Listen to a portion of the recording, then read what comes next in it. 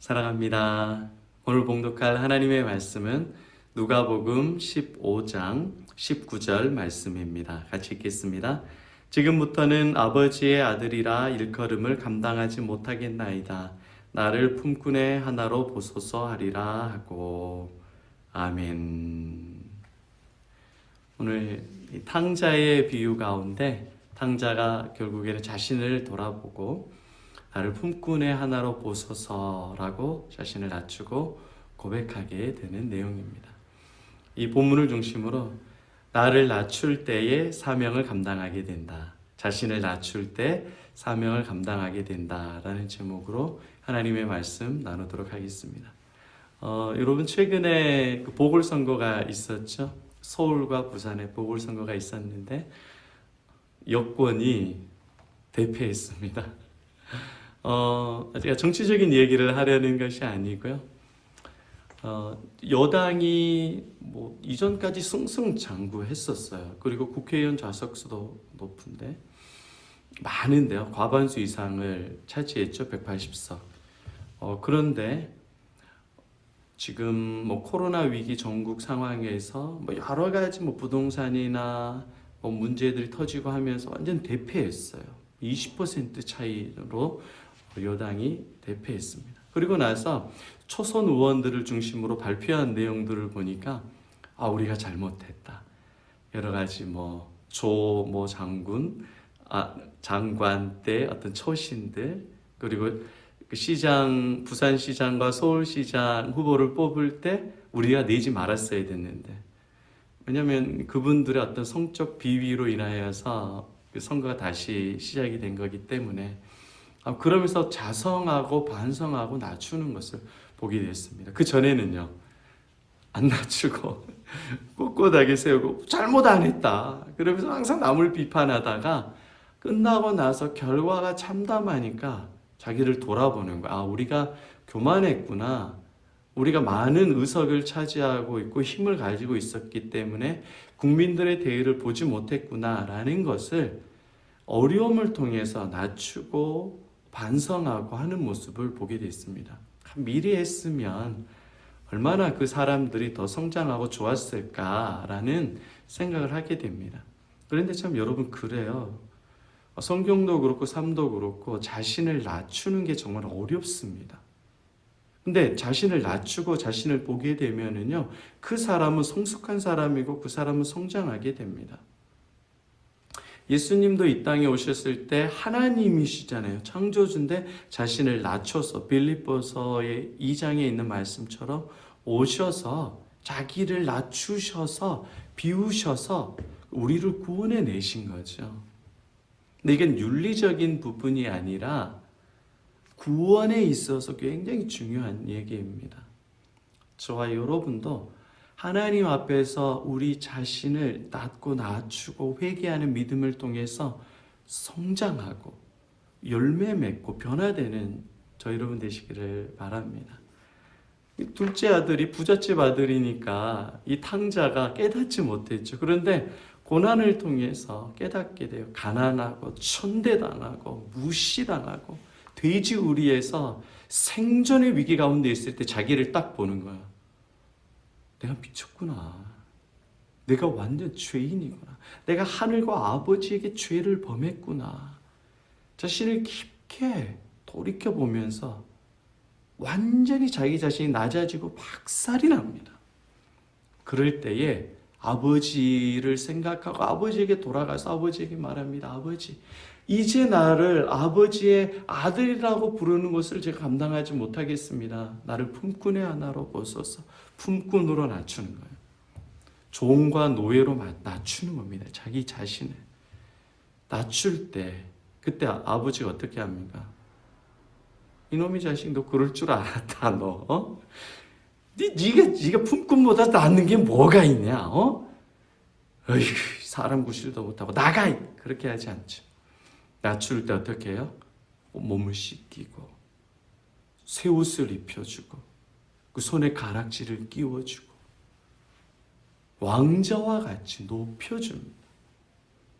낮출 때 하나님께서는 다시금 사명을 감당하는 자로 세워주는 거예요. 그러니까 우리는 하나님을 몰라요. 하나님을 모르기 때문에 나를 높이고 내가 잘하고 내가 부지런하고 내가 근면하고 성실하고 내가 이렇게 됐으니까 나를 사용해 주십시오. 사명자로 사용해 주십시오 생각해요. 절대 사용하지 않습니다. 하나님은 자기를 높이는 자를 절대 사용하지 않습니다. 자기가 의롭다, 착하다, 실력 있다 라고 생각하는 사람을 절대 사용하지 않습니다. 내가 죄인이다. 나는 먼지만도 티끌만도 못하는 사람입니다. 나는 지렁이 같은 사람입니다. 라고 고백하는 사람을 하나님께서 낮추는 자에게 은혜를 베푸시고 구원하시고 살려주시는 거예요. 여러분이 왜 하나님의 은혜를 경험하지 못하고 변화되지 못하느냐? 자기를 모르기 때문에 그래요. 알아요. 어떻게 아느냐? 내가 착하고 잘한다고 생각을 해요. 그렇지 않아요. 진짜로 하나님을 아는 사람은 자기를 낮추고 내가 선한 것이 전혀 없다라고 생각하는 사람입니다. 둘째 아들과 같이 품꾼의 하나로 보소서. 나는 아버지에게 무익하고 아버지에게 상처를 준 죄인입니다. 예수를 못 박은 죄인입니다. 라고 고백하는 자에게 사명을 감당하게 해주시는 거예요. 모세도 애굽에서 잘 나가고 왕궁에서 몸도 건강하고 리더십도 탁월할 그때 하나님께서 사용하십니까? 버립니다. 하나님께서 모세를 죄인 만드세요. 뭘로요? 살인자 만드십니다. 하나님의 방법이 그래요. 자기를 낮추고 나는 80세가 되어서 모세가 나는 말을 하지 못합니다. 아무것도 못합니다. 주님께서 혼내요. 내가 너와 함께 하는데 왜 못한다고 하느냐. 그 정도까지. 그럴 때 하나님께서 모세를 사용하시는 거죠. 이 하나님의 방법이에요. 사도 바울도 자기를 뭐라 그래요? 내가 능력이 있고 수사하게 탁월하고 신학적으로 탁월하고 내가 리더십 있고 내가 세운 교회가 수백 개예요. 내가 로마의 사람들 많이 알고 있고 이런 능력자입니다. 이러니까 하나님께서 나를 사용하시지. 높이는 바울을 사용하시는 것이 아니라 바울이 뭐라고 고백해요? 사도 중에 작은 자 그리고 성도 중에 작은 자 나중에 하나님을 더 깊이 만나게 되니까 죄인 중에 괴수라고 자기 일을 고백하죠. 그럴 때에 주님께서 한량없는 은혜를 베풀어 주시는 겁니다. 우리가 하는 대답이 있고 하나님께서 말씀하시는 대답이 있습니다. 우리는 내가 이렇게 기도하고 내가 이렇게 섬겼으니까 내가 작정 기도하고 금식했으니까 나에게 능력 주셔야지. 그 사람 하나님께서 사용하지 않습니다. 하나님께서 사용하시면 그 사람을 치셔서 죄인 만드셔서 회개하고 변화시키셔서 사용하시지요. 나는 죄인입니다. 품꾼의 하나로 보소서. 나는 의를 행하고 사명을 감당할 수 있는 능력과 힘이 없는 죄인입니다. 나를 버리소서라고 고백하면 주님께서 사랑하는 아들아, 사랑하는 딸아, 그렇지 않다. 내가 너를 사랑하고 내가 너를 가장 귀하게 여긴다. 그래서 하나님께서 은혜 주시고 능력 주셔서 그를 사용하시는 것, 이게 바로 하나님의 방법입니다. 우리가 내가 하나님인 양 스스로 고백하면 안 돼요. 나에게 재산을 주셔서 그럼 내가 쓰는지 못 쓰는지, 나에게 돈을 주셔서 그럼 내가 주를 위해 교회를 위해 쓰는지 안 쓰는지 안 돼요. 우리는 하나님이 우리 인간을 아십니다. 주님 나를 써달라고 기도하지 말고 나를 품꾼의 하나로 보소서. 나를 성전에 문지기에만 있어도 나는 그 하나님의 영광을 감당하지 못하겠나이다. 나를 죄인입니다. 라고 낮출 때에 하나님께서 우리를 안아주시고 우리를 예수의 피로 씻어주시고 우리의 손에 예수의 반지를 넣어주셔서 우리에게 예수의 권능과 권세를 주셔서 하나님의 사명을 감당하는 자로 주님께서 바꾸어 주십니다. 오늘 하루 여러분이 약하다고 여러분이 작은 자라고 너무 실망하지 마시고 그리고 내가 조금 잘 된다고 교만하지도 마시고 다만 하나님 앞에 엎드려 주님 나를 품꾼의 하나로 보소서. 이런 죄인을 사랑해 주시고 이런 죄인을 귀하다 말씀해 주신 주님의 은혜와 사랑을 나는 조금 더 감당할 수 없습니다.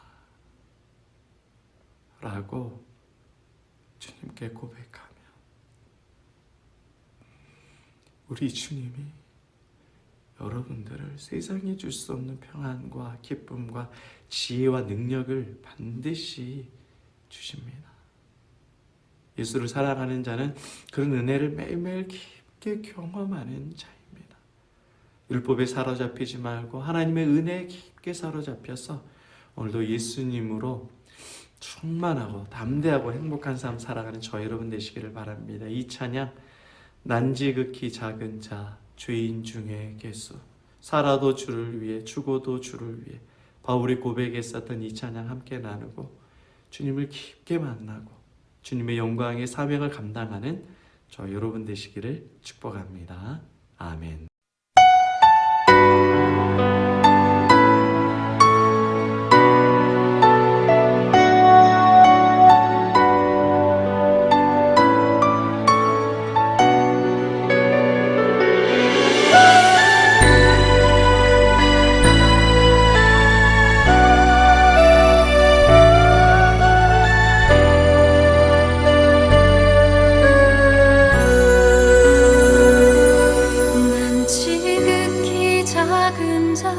죄인 중에 괴수 무익한 날 부르셔서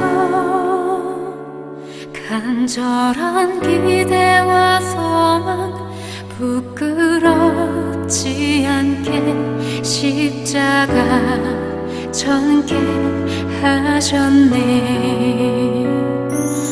어디든지 가리라 주 위에 서라면 나는 전하리 그 십자가. 내 몸에 밴 십자가 그 보혈의 향기 온 세상 채울 때까지